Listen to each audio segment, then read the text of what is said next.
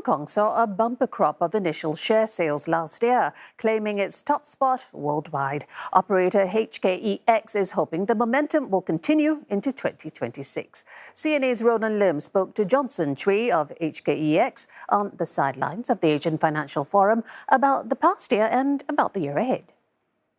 A lot of the key thematics that we experienced last year has extended to 2026, and we'll see that in the pipeline as well.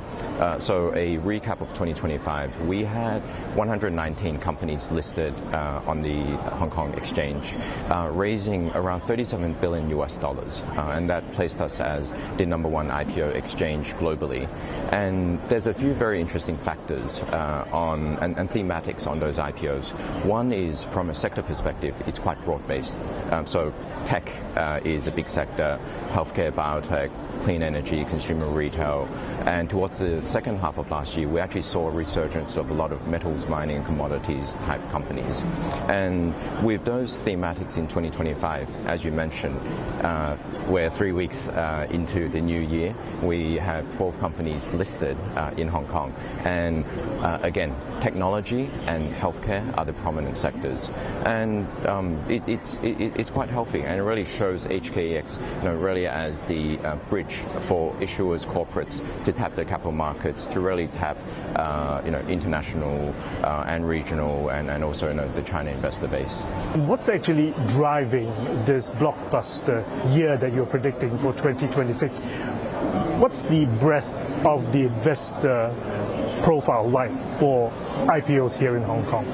Yeah, so it's actually been very exciting and encouraging for past years' IPOs in Hong Kong. We've seen a very wide spectrum of investors participating, so ranging from institutional investors across the long-only and hedge fund universe, a lot of investors from the US, from Europe, regional Asian investors, and we've also seen sovereign wealth funds pretty actively participating in IPOs.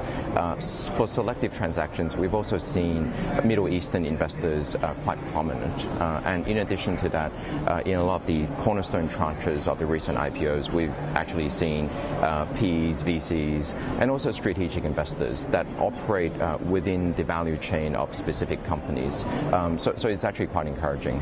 And within the subsectors of IPOs listing, I mean, AI, semicon stocks are really hot right now. How would you actually help investors to pick the right ones, as it were, and not just believe the hype? So it's a collective effort with our entire intermediary ecosystem as well.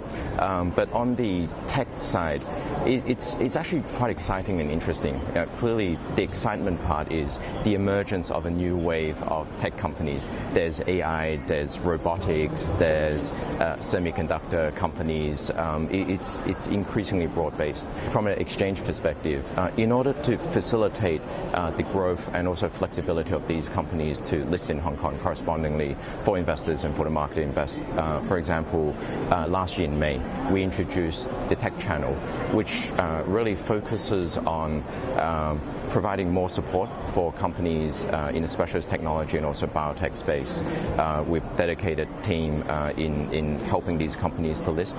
And we also introduced the possibility of companies to choose to file on a confidential basis. The HKEX has also talked a lot about attracting investments from Southeast Asia and from the Middle East companies to try and list here in Hong Kong. What's in the pipeline? I mean, have a lot of companies shown interest? We are increasingly seeing more international companies also considering tapping the Hong Kong market for their international and maybe regional expansion.